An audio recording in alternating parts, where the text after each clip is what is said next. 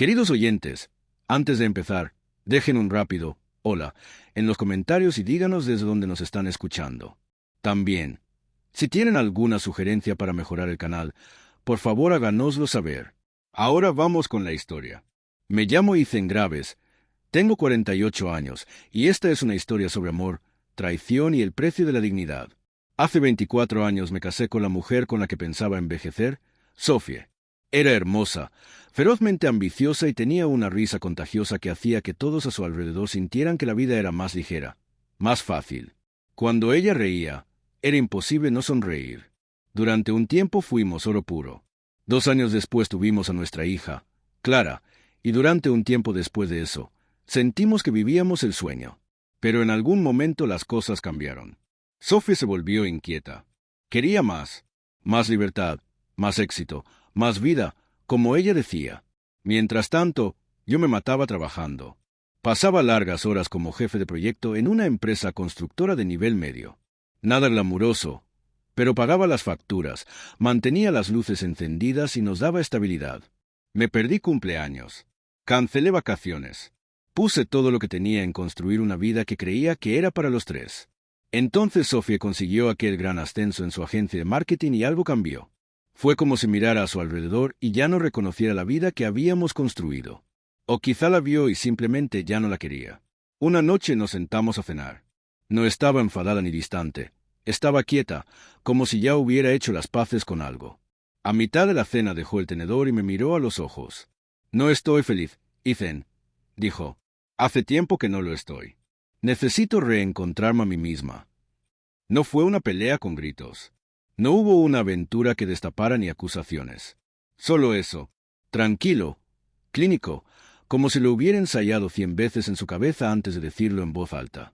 Me quedé mirándola un segundo. Sophie, ¿podemos hablar con alguien? ¿Un consejero? ¿Un terapeuta? Solo danos una oportunidad de solucionarlo.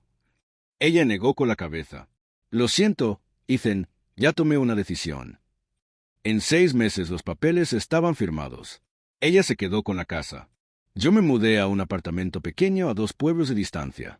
No era gran cosa, apenas había espacio para las cosas de Clara cuando se quedaba conmigo, pero lo hice funcionar. Acordamos custodia compartida, al menos sobre papel, pero nunca se sintió compartida. Clara tenía solo 12 años y Sophie, intencionadamente o no, fue moldeando poco a poco su mundo alrededor de su nueva vida. Yo me convertí en el papá de cada 2 fines de semana. Aparecía con la compra, la ayudaba con los deberes, nunca me perdí un evento del colegio, pagaba mi parte de todo, a veces también la de Sophie cuando este mes andaba justa. Y entonces llegó Bailon Morin. 1 año después de divorcio, Sophie se lo presentó a Clara, ejecutivo financiero, bien parecido, adinerado, el tipo de hombre que probablemente nunca tuvo que recortar cupones ni preocuparse por las horas extras. Tenía un barco, los llevaba a esquiar, le compraba a Clara zapatillas de marca y el móvil más nuevo cada Navidad. Cuando Clara cumplió 14 años empezó a llamarlo Pa.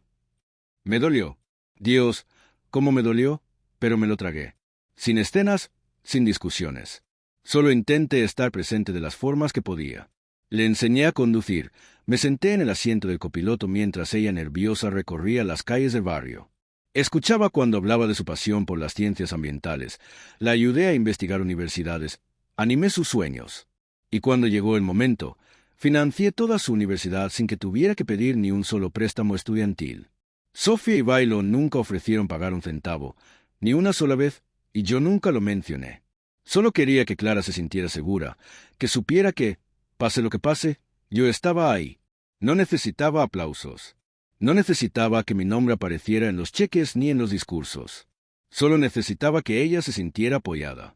Con los años, sin embargo, vi cómo mi papel se iba reduciendo silenciosamente. Menos llamadas, menos participación. Ya no me invitaban a los eventos padre-hija porque Bailon ya había confirmado asistencia. Recuerdo una vez que llamé al colegio preguntando si podía ir a una pequeña ceremonia de premios en la que participaba Clara. La mujer al teléfono dudó antes de decir, «Oh, el señor Moore ya confirmó asistencia». Pensé que con eso estaba cubierto. Eso dolió. También me perdí la cena de graduación. Me enteré después de que había sido más fácil hacerla en casa de Bailon. Clara me mandó una foto borrosa del pastel por mensaje. Ni invitación ni explicación. Aún así me dije, es solo una etapa. Es joven, volverá. Pero luego llegó la boda. Clara se comprometió a los 25 con un chico bastante majo, Caleb. Me llamó por FaceTime con la noticia. Los ojos brillantes, la sonrisa radiante. Papá, chilló, ¿adivina qué? Ya lo sabía por la cara que traía. Dijiste que sí. Levantó la mano con el anillo. ¿Te lo puedes creer? Me tragué el nudo en la garganta. Enhorabuena, cariño. Intenté que la voz no me temblara, pero noté que vacilaba. Claro que ayudaré con la boda, dije antes de que me lo pidiera. Lo que necesites. Durante los meses siguientes pagué la reserva del local, su vestido, el catering, incluso puse dinero extra para los arreglos florales cuando el presupuesto se disparó. Le dije que era un honor. Le dije que quería que tuviera todo perfecto. Me dio las gracias breve y educadamente, pero ni una sola vez me preguntó si la llevaría al altar. Luego llegó la invitación. Tarjeta crema formal, ribete dorado, elegante. En la parte de atrás, bajo los detalles de la ceremonia, vi las palabras: entrega a la novia, señor Bailon Moore. Se me heló el pecho. Mi nombre no aparecía por ningún lado. Ni como padre de la novia, ni como anfitrión, ni siquiera en una nota al pie. Unos días después Clara me llamó, despreocupada, como si tal cosa, solo para ver cómo estás. Le pregunté, ¿por qué Bailon va a entregarte? Hubo una pausa. Luego dijo, él ha estado ahí, papá, de verdad, y no quiero hacer daño a mamá creando un problema entre vosotros. ¿De verdad ahí? Repetí, tranquilo pero firme. Clara, ¿a quién llamabas cuando tenías ataques de pánico antes de los exámenes? ¿Quién pagó tu universidad? ¿Quién condujo 6 horas con tormenta de nieve para recogerte cuando se te averió el coche? ¿Quién nunca se perdió un cumpleaños, aunque tuviéramos que celebrarlo solos un día antes? Al principio no respondió. Luego suspiró. Papá, ¿no puedes simplemente aceptarlo? No se trata de ti. ¿Es mi día? No discutí. No supliqué. Solo dije, gracias por hacérmelo saber. Y la mañana de la boda no aparecí. Ese día recibí varias llamadas, algunas enfadadas, otras confusas. Sophie me mandó un mensaje, muy maduro y zen. Su estilo, pasivo-agresivo envuelto en falsa preocupación. No contesté. Y Bailon, por supuesto, no dijo nada, como era de esperar. Pero el buzón de voz de Clara se quedó conmigo. Papá, he visto que no has venido. Espero que estés bien. Solo, pensé que lo entenderías. Te quiero. Sonaba insegura, un poco frágil. Aún así, no devolví la llamada. Pasaron 3 meses. Me hundí en el trabajo, volví a pescar, algo que no hacía desde hacía décadas. Empecé a leer libros que llevaba años posponiendo, diciéndome que, algún día, les llegaría el turno. Y ahora tenía tiempo. Por primera vez en años, no tenía que preocuparme por nadie más que por mí mismo. Entonces, una tarde tranquila de diciembre, alguien llamó a la puerta. Abrí y estaba ella, Clara. Parecía distinta, mayor, insegura. Llevaba el rímel corrido, como si se hubiera frotado los ojos demasiadas veces. Su voz más pequeña de lo que recordaba. Papá, lo siento, dijo. Me hice a un lado y la dejé pasar. Se sentó en el mismo sofá en el que se quedaba dormida de pequeña, con las piernas recogidas debajo, como cuando veía dibujos los sábados por la mañana con su vaso de leche con chocolate. Me senté enfrente y esperé. Respiró hondo. Lo siento por elegir a Bailon, por apartarte, por dejar que mamá controlara la historia durante tanto tiempo. No dije nada, solo escuché. Cada palabra parecía llegar años tarde. Pensé, empezó de nuevo. Pensé que lo hacía por amor. Ya sabes, como si solo estuviera cubriendo el hueco. Hizo una pausa. Pero cuando le dije que quería hacer otro posgrado, me dijo que pidiera préstamos. Así, sin más. Ni oferta de ayuda. Nada. Asentí lentamente. Me miró, como buscando alguna reacción. Cuando Caleb y yo discutimos, me dijo que estaba siendo demasiado emocional, que dejara de darle tantas vueltas. La voz se le quebró. Nunca vino. No como tú. Y con los ojos llenos de lágrimas susurró. Tú siempre venías, papá. Solo asentí. Bajó la mirada a sus manos, que no paraban de moverse. Luego dijo, quiero arreglar esto. Te echo de menos. La miré de verdad. Y lo que vi no era solo mi hija. Era el reflejo de todas las cicatrices que había llevado en silencio durante años. Los festivos que me perdí, los cumpleaños en los que esperaba su llamada, las noches que lloré en silencio después de dejarla en casa de su madre, diciéndome que ya entraría en razón. El amor que di cuando ya no me quedaba nada que dar. Me crucé de brazos y la observé, no a la niña que una vez cargué en brazos hasta la cama después de quedarse dormida en el sofá, sino a la mujer adulta que permitió que me borraran, que me rebautizaran como historia incómoda. Tengo que preguntarte algo, Clara, dije con tono tranquilo pero firme. Alzó la vista. Lo que sea, papá. Mantuve su mirada. ¿Por qué ahora? Parpadeó. ¿A qué te refieres? Me refiero a por qué han tenido que pasar todos estos años. ¿Por qué después de la boda, después de llamar papá a otro hombre, después de que yo pagara tu futuro sin recibir ni un gracias? ¿Por qué ahora? Sus labios se abrieron, pero no salió palabra. No la dejé buscarlas. ¿Has venido porque Bailon, tu supuesto padre, se negó a ayudarte? ¿Querías otro posgrado? Dijo que no. Y de repente estás aquí, en mi puerta, ofreciéndome tu dolor como si fuera moneda de cambio que tengo que aceptar. Eso no es verdad, dijo rápido, aunque la voz le falló. Entonces acabas de darte cuenta de que era el plan B. La corté, más duro. La salida de emergencia, el recurso, no porque quieras reconstruir esta relación, sino porque el hombre al que elegiste para reemplazarme no abrió la cartera. Papá, no. Ahora no me llames papá. La voz me salió cortante. Tuviste un padre cuando te convenía, cuando te compraba cosas, te llevaba a esquiar, te ponía en primera fila, le dejaste que te llevara al altar. Y ahora que la ilusión se ha roto, ¿te acuerdas de mí? Se encogió, herida, pero no había terminado. Eres igual que tu madre, dije fríamente. Con derechos adquiridos, desagradecida, egoísta. Sofía cambió respeto por estatus. ¿Y tú? Vendiste tu integridad por comodidad. Y ahora vienes a mí esperando remendar el tejado después de que la casa ya se haya quemado. Por favor, no digas eso, susurró con la voz temblorosa. No soy como ella. ¿Lo eres? Dije. Dejaste que su voz se convirtiera en la tuya, que su amargura fuera tu brújula. Tomaste tus decisiones una y otra vez. Y ahora que estás en la calle, crees que mi puerta sigue abierta. Empezó a llorar entonces. Lágrimas silenciosas. Pero no me acerqué. ¿Has venido a por dinero? Clara. No por amor, no por reconciliación. Y no voy a dejar que te abras paso de nuevo en mi vida a base de culpa, porque Bailon resultó ser exactamente lo que yo siempre supe. Temporal. Me levanté y señalé la puerta. ¿Vete? Me miró atónita, la boca temblando como si no pudiera creer lo que oía. Se levantó despacio, como esperando que cambiara de opinión. No lo hice. Cuando llegó al umbral, dije una última cosa. La próxima vez que pienses en llamar papá a alguien, recuerda al que siempre apareció, y recuerda porque finalmente dejó de hacerlo. Cerré la puerta con fuerza y, por primera vez en mi vida, no sentí paz al principio. Sentí limpieza. Y al cerrar la puerta tras ella, sentí paz. No triunfo, no venganza, solo paz. 3 semanas después de que Clara se marchara llorando de mi casa, el silencio se instaló como un viejo amigo. Familiar, pesado, pero no incómodo. No esperaba volver a saber de ella, al menos no pronto. Ella había dicho lo suyo y yo el mío. Debería haber sido el final.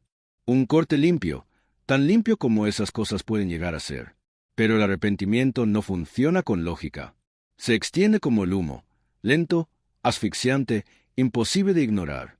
Era una tranquila mañana de domingo, de esas que había aprendido a disfrutar. Una taza de café solo en una mano, una novela en la otra, la luz del sol calentando justo lo necesario las tablas del suelo. Entonces sonaron 3 golpecitos suaves en la puerta. Ya lo sabía. Dejé el libro y fui a abrir. Al abrir, allí estaban Clara y Sophie, en mi porche como fantasmas de un capítulo que ya había cerrado. Sophie llevaba un abrigo negro largo, el pelo recogido. Su cara parecía más cansada de lo que recordaba, como si el tiempo por fin hubiera decidido alcanzarla. Clara ni siquiera alzaba la vista, las manos apretadas alrededor de las mangas. «Ethan», dijo Sophie. Su voz era cuidadosa, ni cálida ni fría, solo cuidadosa. «¿Podemos hablar?» Las miré un momento, luego me hice a un lado. Entraron en silencio y se sentaron en el sofá. El mismo sofá donde Sofía amamantó a Clara de bebé. El mismo sofá donde yo me quedé sentado solo la noche en que las dos se fueron, mirando la puerta principal como si pudiera volver a abrirse. Qué curioso como los muebles lo recuerdan todo. Sofía carraspeó. Se removió incómoda. He venido, empezó, porque te debo una disculpa. Me apoyé en la pared, brazos cruzados. No dije nada. Miró al frente, como si no pudiera sostener mi mirada. Sé lo que hice hace años, dijo. Como hice creer a Clara que tú no estabas realmente ahí para ella. Clara se encogió un poco, los ojos aún fijos en el suelo. Ahora lo veo, continuó Sophie. Bailon no fue un hombre mejor. Solo fue conveniente. Y yo dejé que ocupara un lugar en su vida que nunca debió ser suyo. Alcé una ceja. ¿Dejaste? Asintió y tragó saliva. Lo animé. Clara se encogió más. Te guardé rencor después del divorcio, dijo Sophie, la voz más suave pero sin romperse. Me convencí de que tú eras la razón de mi infelicidad y envenené a Clara con mi amargura. Quería que ella se inclinara hacia Bailon porque así sentía que yo ganaba algo. Ahí estaba. La confesión. Cruda.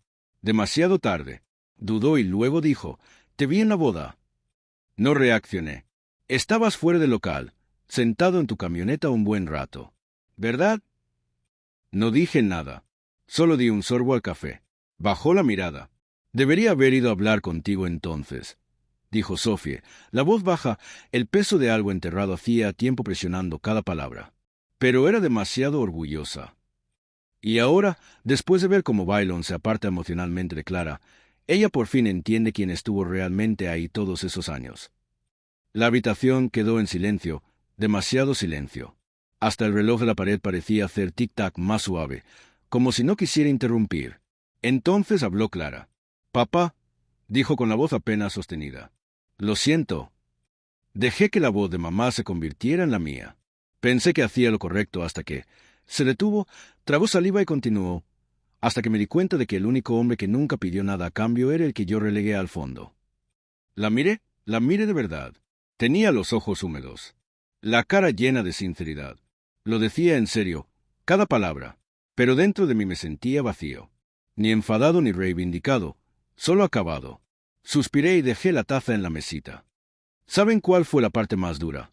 Pregunté manteniendo la voz calmada, medida. Las dos me miraron. No fue que me dejaran fuera de la boda. No fue el dinero ni siquiera la humillación. Sophie se secó los ojos, sorbió.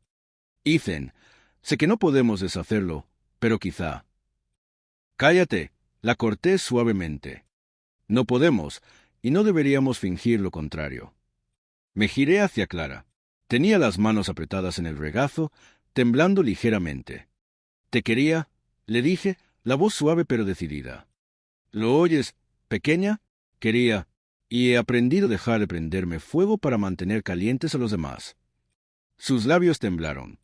«¿Podemos reconstruir?» Me levanté despacio y caminé hacia la puerta principal. La abrí, no de golpe, solo lo suficiente para que el mensaje calara. «Ya construisteis algo con otro. Llamasteis papá a otro. Dejasteis que otro te llevara a una nueva vida mientras yo miraba desde fuera». Me giré hacia ellas.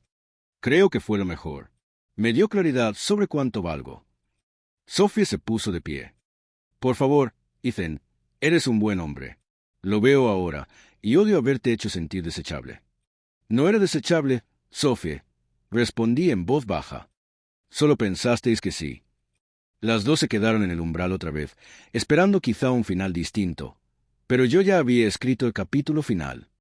«Espero que esta sea la última vez que os vea». Y cerré la puerta, no con rabia, no con venganza, sino con paz. Porque a veces alejarse no es rendirse. Es elegirte a ti mismo por primera vez en mucho tiempo. Ahora la segunda historia. Me llamo Theodore Smith. Tengo 52 años. Soy ingeniero civil del norte del estado de Nueva York. Si me hubieras dicho hace un año que un simple sobre iba a cortar de raíz la relación con mi única hija, me habría reído en la cara. Pero eso fue exactamente lo que pasó. Y la herida que dejó todavía duele en las noches tranquilas. Mi hija Gianna nació cuando yo tenía 28 años. Su madre, Abigail, y yo tuvimos una buena etapa. 8 años de matrimonio con los altibajos habituales. Tras el divorcio, Gianna tenía 5 años. Fue complicado, no por infidelidad ni por dinero, sino porque Abigail y yo simplemente nos agotamos emocionalmente. Intentamos la coparentalidad y, durante un tiempo, funcionó. Yo tenía a Gianna fines de semana alternos, todas las fiestas, y nunca me perdí una función de baile, una reunión de padres ni una visita al médico. La vi crecer de una niña pequeña obsesionada con el brillo y los cuentos de hadas a una joven aguda, amable y apasionada por la escritura.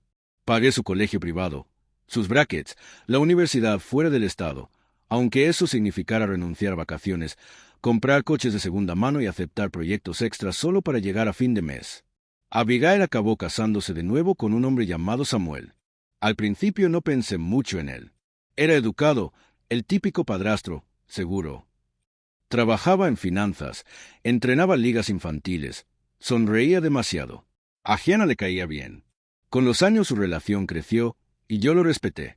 Quería que se sintiera segura y querida en las dos casas. Eso era lo único que importaba, o eso creía. Hace unos meses llegó mi buzón un sobregrueso color marfil. Supe inmediatamente que era de Gianna. Esperaba su invitación de boda. Sonreí al sostenerla, hasta que leí el nombre en el frente. El señor y la señora Thomas Carter tienen el honor de invitarle a la boda de su hija, Gianna Carter, con James Anderson. Lo leí 3 veces. Gianna Carter. Sentí que el suelo se movía bajo mis pies. Ni Smith, ni rastro del apellido que tan orgulloso había pasado. Ni una llamada para decirme que iba a cambiarlo. Ni una explicación. Nada. Me senté a la mesa de la cocina con el corazón latiendo fuerte. No me enfadé. No inmediatamente. Primero me confundí, luego me quedé entumecido. Luego algo más profundo se coló. Traición. La llamé. No contestó. Le mandé un mensaje breve. Recibí la invitación. Me sorprendió el apellido. Deberíamos hablar. 2 días. Ni respuesta. Finalmente contacté con Abigail. Cogió al segundo timbre. Su voz sonaba tensa. Tomó esa decisión hace tiempo, Dan. Quería sentirse conectada a la familia que ha construido con nosotros. No pretendía hacerte daño. ¿No pretendía hacerme daño? Repetí con la voz quebrada a pesar de intentar mantenerme calmado. Todos lo sabíais y nadie dijo nada. Abigail suspiró al otro lado. Esto no va de ti. Solo quería empezar su nueva vida limpia. Empezar limpia, como si yo fuera suciedad. Ese fin de semana me senté al escritorio y le escribí una carta a Gianna. Sin rabia, sin gritos, solo la verdad. Gianna, recibí tu invitación de boda. Me dejó sin aliento, pero no por las razones que quizá esperabas. No sabía que habías cambiado de apellido. Nunca me lo dijiste. No me preguntaste cómo me sentiría. Simplemente lo borraste, como si nunca hubiera importado. Déjame ser claro, no estoy molesto porque quieras a tu padrastro. Me alegro de que haya sido bueno contigo. Me duele porque durante 25 años he sido tu padre. Te cogí de la mano en las pesadillas, te ayudé con los exámenes de matemáticas. Te ayudé a elegir tu primer coche y pasé noches preocupado cuando no llamabas. No esperaba un desfile, pero sí esperaba respeto. Puedes elegir el apellido que quieras. Es tu derecho, pero no puedes reescribir la historia. No puedes fingir que yo no estuve ahí. No asistiré a tu boda. No es un castigo. Es por paz. Necesito tiempo para procesar lo que esto significa para nuestra relación de ahora en adelante. Cuídate. Papá. Envié la carta, apagué el móvil y me fui 3 días de excursión a las White Mountains. Sin cobertura, sin distracciones. Solo espacio. Cuando volví, mi teléfono estaba lleno de mensajes. De Abigail, de amigos comunes y, finalmente, de Gianna. Al principio sus mensajes eran defensivos. Estás exagerando. Solo era un apellido. Samuel ha sido más padre para mí que tú nunca. Ese dolió, no porque fuera verdad, sino porque ella lo creía. Luego llegó el buzón de voz. Su voz cargada de lágrimas. Papá, no quería hacerte daño.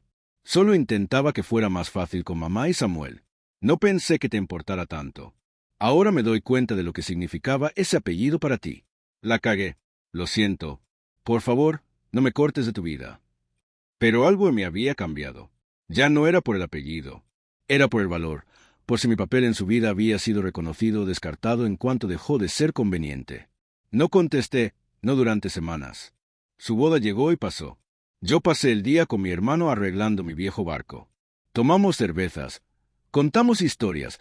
Vimos cómo el sol se hundía tras los árboles y teñía de oro el lago. Tranquilo, silencioso. Más tarde vi fotos del evento en internet.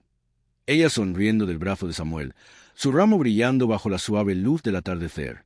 Debajo del pie de foto, Gianna Carter y James Anderson, un nuevo comienzo perfecto. No sentí nada, ni amargura, ni tristeza. Solo aceptación. Pasaron los meses. Gianna volvió a contactar. Quería tomar un café, hablar, explicarlo todo en persona.